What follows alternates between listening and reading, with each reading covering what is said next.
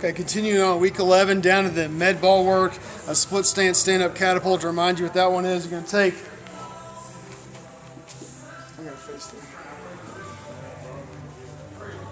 Take a half kneeling stance here. I'm going to rock it back, get that thoracic extension up top, and I'll finish in the stand-up position. So, and I'd end up performing this on with both legs forward for a certain rep count here. And working on my finish there.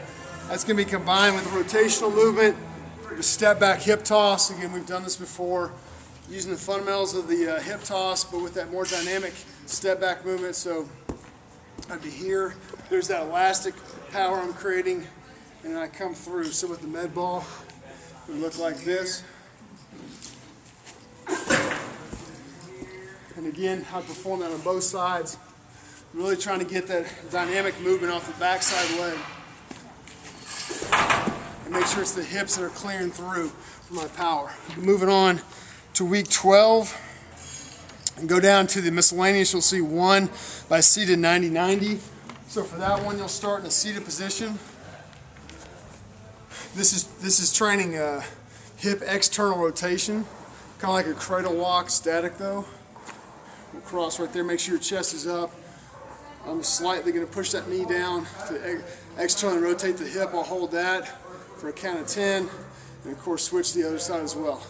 Make sure you don't have slouching over. Make sure you're tall here, and then gently push that knee down. Don't be too aggressive with it. Just try to gradually create a little more length there in the hip. You'll work your way back up to the ankle with the multiplanar wall mob, which we've done before. As we come back through it again, the hope is that you're noticing more range of motion. So if maybe initially you were about 2 inches from the wall, now you're 3. Remember for that one, we'll start here. We'll go down the middle for maybe 5. And we'll go in with the foot being still for 5, and then go out for 5 before switching. Next we'll move on to the shin grab. So for the shin grab, very basic, moving forward, chest tall, make sure the hip is flexing instead of the back extending. I'm up, under control, knee to chest. Here, with no deviation in the trunk to go get the knee or to help out the movement. I want to make sure all movement's coming through the hip there. Next, the windshield wiper, which you've done several times before. Face down, knees together, feet together. Separate them. And again, the hope is that if you had some asymmetries on, which hip was rotating more several weeks ago, that started to be ironed out. Remember, pitchers, we got to make sure that in the case, if I'm a right-hand pitcher, that left hip is probably going to rotate less. We got to really get that cleaned up before the season starts and create more range of motion. We have some symmetry in the internal rotation on both hips. Spider-Man reach for your T-spine. So for that one, remember, we'll lock in the shift position with the hips forward, the chest up. So there's my thoracic extension to start with. And then here's my reach. Under control. The back knee might be touching, but I shouldn't be resting on it. I'd knock out 5 or 6 reps on each side for the reach. Next, the marching walk. My chest is up, and I'm coming here. I want to make sure I don't hunch over to go get the foot. I want to stay tall here. And I'm lengthening the hamstring as I march forward with each leg swinging up.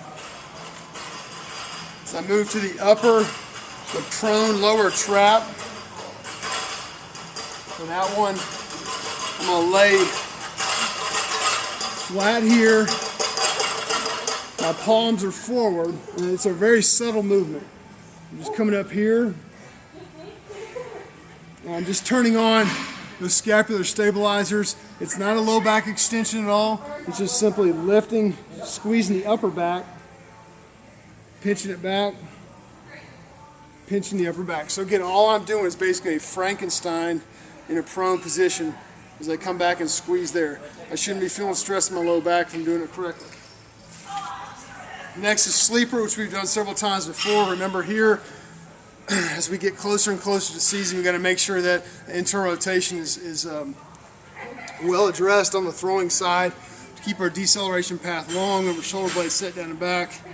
Assist slowly, relax back up. Only assisting on internal range of motion. And work through that. for a set there. Again, probably just necessary to work throwing side. Next, the Y. And here's what we'll be starting the YTWL series, which will continue in the next 3 weeks. But for week 12, it's the Y. So I'm going to take a bent over position, back flat, thumbs up, and I'm working a Y right here, making sure I'm leading through my shoulder blades, really driving through them as I raise the weights.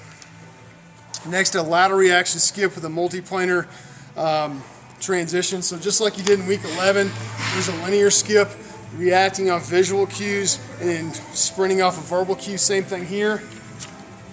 I would do a lateral skip, change, and then change as I saw the visual cue. And when I heard go, if I was moving this way, I'd change direction and sprint out that way.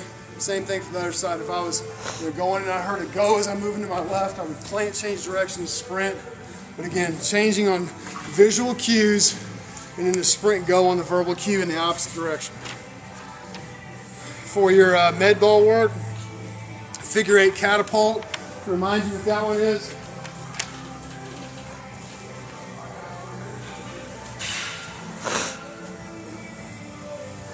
This is the one where you're going to create rhythm.